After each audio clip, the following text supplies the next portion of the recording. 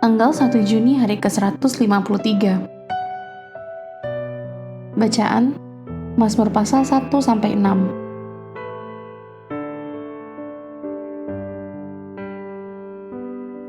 Tawa terakhir.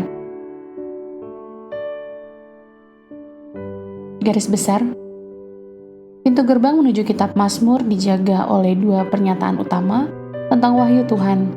Dia dapat dikenal melalui firman-Nya yang membawa berkat, lihat Mazmur pasal 1, dan dia dapat dikenal melalui putranya yang berkuasa atas ciptaan, lihat Mazmur pasal 2. Hamba Tuhan dapat bertaut kepadanya dengan penuh percaya diri, mengetahui bahwa bantuan dan penghiburan Tuhan dijamin baik dalam masa suka maupun duka. Tidak ada musuh, lihat Mazmur pasal 3, atau ancaman, lihat Mazmur pasal 4, tidak ada frustasi, lihat Mazmur pasal 5, atau alasan untuk tidak sadarkan diri, lihat Mazmur pasal 6, yang bisa merubah fakta bahwa Tuhanlah yang mengendalikan segalanya. Renungan harian. Tawa seringkali disebut sebagai sensasi kebahagiaan yang dirasakan di mana saja, dan tawa itu sendiri merupakan ekspresi dari kebahagiaan tersebut. Semua orang suka tertawa, kecuali jika tawa tersebut mengakibatkan kerugian, maka tawa bisa berubah menjadi pengalaman yang menyakitkan. Mazmur pasal 2 menggambarkan para pemimpin dunia berkumpul dengan amarah dan kemarahan yang meluap. Mereka menunjukkan sikap menentang di depan Tuhan dan berusaha untuk meruntuhkan pemerintahannya.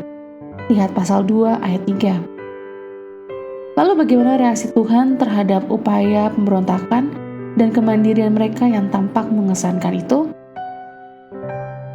Sebuah tawa yang menggema di seluruh alam semesta cukup keras untuk mengguncang langit. Lihat pasal 2 ayat 4. Menertawakan kebodohan bangsa-bangsa yang menolak pencipta yang berdaulat dan menciptakan mereka. Dari perspektif Tuhan, mereka yang tidak mau menyerah dan mengakui keagungannya adalah orang yang bodoh. Sedangkan mereka yang menempatkan kepercayaan mereka kepadanya benar-benar akan diberkati. Ambillah koran hari ini dan luangkan beberapa menit untuk mencari berita tentang negara-negara lain. Untuk setiap berita yang menakutkan atau membuat hati berat, tulislah kalimat ini: Tuhan berkuasa. Inilah kebenaran yang tidak dapat dielakkan baik oleh seorang raja maupun oleh rakyat biasa.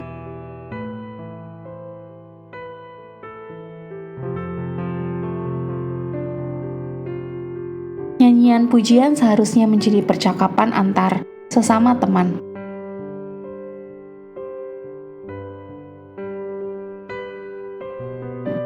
Pendalaman. Sesuatu yang tua, sesuatu yang baru. Mazmur pasal 2 ayat 1-12. Hubungan antara perjanjian lama dan perjanjian baru bisa dijelaskan dengan cara ini. Perjanjian baru terkandung dalam perjanjian lama diterangkan dalam perjanjian baru. Ini merujuk pada Kisah Para Rasul pasal 4 ayat 25-26 yang mengutip Mazmur pasal 2 ayat 1-2 dan juga dalam Kisah Para Rasul pasal 13 ayat 33 serta Ibrani pasal 5 ayat 5, keduanya mengutip Mazmur pasal 2 ayat 7. Doa kehidupan nyata Mazmur pasal 3 ayat 1-8.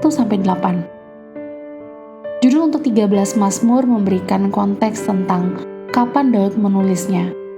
Mazmur pasal 3 ditulis ketika Daud melarikan diri dari putranya Absalom. Dan membaca Mazmur tersebut beserta latar belakang ceritanya membuat kedua bagian ini menjadi lebih mudah dimengerti. Pelarian Daud dari Absalom diceritakan dalam 2 Samuel pasal 15 ayat 13-30. Mazmur-mazmur lain yang secara spesifik berhubungan dengan kehidupan Daud dapat ditemukan dalam pasal 7, 18, 34, 51, 52, 54, 56, 57, 59, 60, 63, dan 142.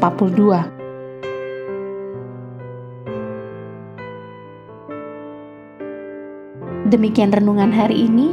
Jika Anda ingin mendengarkan bacaan Alkitab hari ini, silakan buka tautan video yang tersedia di layar Anda.